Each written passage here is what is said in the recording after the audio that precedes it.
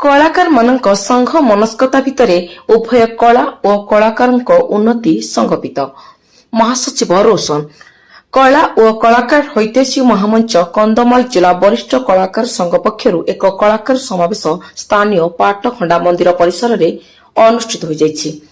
संघ कार्यकारी सभापति त्रिनाथ पंडा अध्यक्षतार अनुष्ठित एही समावेश को निखिल ओडिशा वरिष्ठ कलाकार महासंघ महासचिव सुभाष चंद्र साहू रोशन उद्बोधन दे कलाकार मानक संघ मनस्कता भितर उभय कला और कलाकार उन्नति संगपित बोली कहिथिले।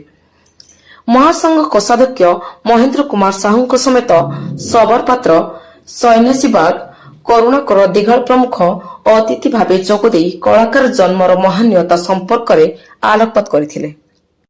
बेहेरतलाई अतिथि परिचय और स्वागत भाषण प्रदान करथिले।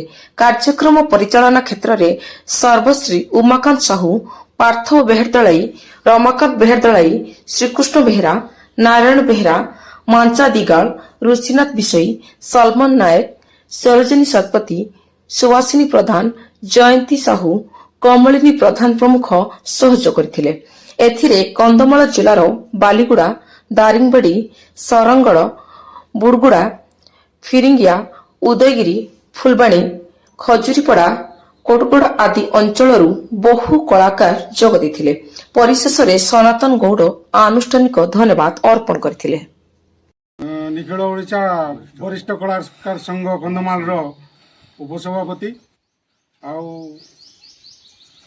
आज आम गण रे आसी पहुंचती सुदूर ब्रह्मपुर जे निखिल ओडिशा वरिष्ठ कलाकार संघर महासचिव सुभाष चंद्र साहू आज्ञा सी आसिक आम पथ मार्ग सब देखते जे प्रकृत कलाकार एक पथ प्रदर्शक समाजर समस्त दुर्गुण मुक्त एवं सांस्कृतिक